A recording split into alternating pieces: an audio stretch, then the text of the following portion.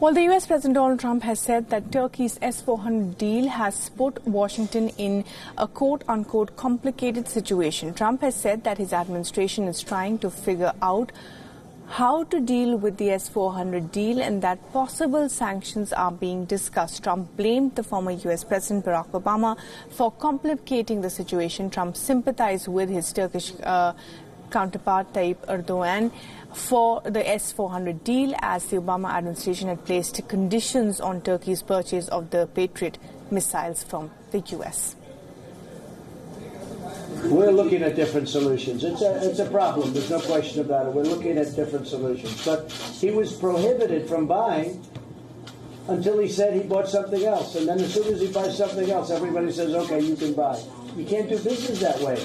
Turkey has been a friend of ours, and we've done great things together. We're a big trading partner. We're going to be much bigger. I think the $75 billion is small. I think it's going to be well over $100 billion soon. When asked whether US would put sanctions on Turkey for the S-400 purchase, Trump said that his administration needs to treat people fairly. I have to tell you, he's a NATO member. He's somebody that I've become friendly with, and you have to treat people fairly. You understand that? You have to treat people fairly. And I don't think he was treated fairly. Well, here's something that has got the Twitter talking. Now, Australian Prime Minister has tweeted a selfie with Prime Minister Modi. Morrison captured the smiling picture as "Kitna acha hai Modi," which roughly translates to "How nice is Modi?" or "Modi is so nice." The picture is on your screens. It was taken during the ongoing G20 summit at Osaka in Japan. The Prime Minister also retweeted the selfie. He wrote that he is, quote-unquote, well, stoked by the energy of the bilateral relations between India and Australia.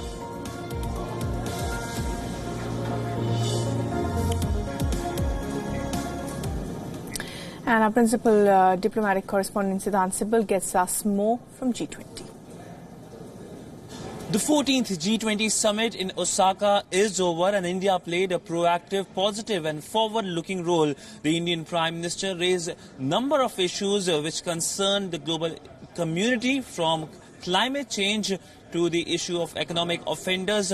Also, he talked about the Indian government's policies, Sabka Saath, Sabka Vikas, and talked about the policies such as giving money through various programs for women empowerment. He also took part in various sessions here, whether it's climate change, whether it's environment, or several related issues. On climate change, we know that the Indian Prime Minister has been taken a lot of initiatives. He, in fact, got a WION award, and the Solar Alliance is an idea which the Indian Prime Minister had mooted when the Paris Climate Accord was being signed, and it's backed by the French. So in that accord, we have seen a lot of countries now taking part, but by and large, the successful summit has come to an end, in which the Indian Prime Minister had a number of bilaterals as well. He met with global leaders, starting with Donald Trump, the Saudi Crown Prince.